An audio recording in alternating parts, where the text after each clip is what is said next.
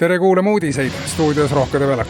Koalitsiooni läbirääkimised üle Eesti käivad ja katsetatakse erinevaid võimalusi. Kindlalt ei ole hetkel võimalik öelda midagi enamiku omavalitsuste kohta. Asjad on selgemad Tallinnas ja Tartus, kus eilseks said paika esialgsed võimu jõujooned. Urmas Klaasi saamine Tartu linnapeaks on taas kahtluse alla seotud. Isamaa nõudmine Keskerakonnale Tallinnas ja Reformierakonnale Tartus on, et Urmas Klaas saaks Tallinna linnapeaks, muidu teeb Isamaa nelikliidu. Kuna nii Tallinna kui Tartu võimuliitude sünd sõltub Isamaast, siis on tõenäoline ka Tartu ja Tallinna ühise linnavalitsuse moodustamine.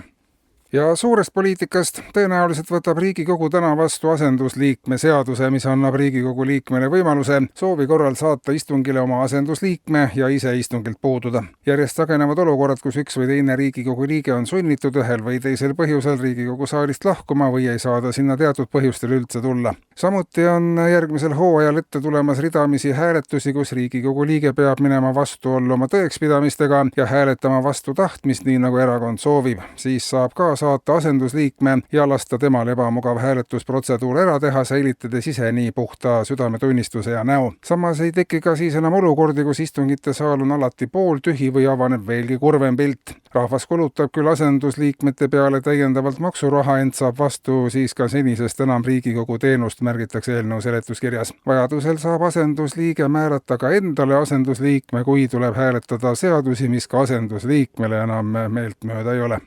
Valitsus kuulutas eile välja teerullihanke, millega oleks senisest edukamalt võimalik opositsioonist üle sõita. Hanke tingimused leiab valitsuse kodulehelt, et teerullil toodetakse aga head töökindlust ja tõrkeid ei tohi masin endale lubada. Rullid peavad olema samas švammist ja pehmed, üheaegselt ka lämmatavad ja tõhusad. Teerull oleks erakondade ülese kasutusega, mis tähendab, et seda saavad vajadusel kasutada ka järgmised valitsused ja koalitsioonid. Ajaloos on teerulli vaja läinud mitmel valitsusel ja seda läheb vaja ka tulevikus. Ainuüksi järgmisel aastal on teerullil ees ootamas enam kui 2000 töötundi. Siiani ei ole olnud korralikku teerulli, mis oleks mõeldud kasutamiseks siseruumis ja seetõttu on tema kasutamine alati kehvalt lõhnanud ja jätnud ka nii mõnelegi poliitikule nähtava ökoloogilise jalajälje.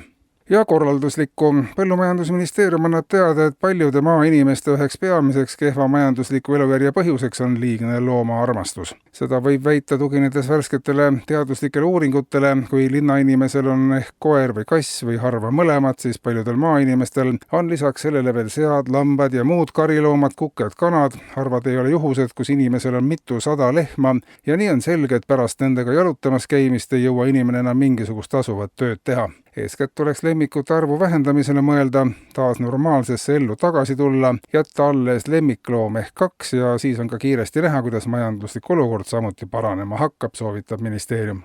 Eetris olid uudised.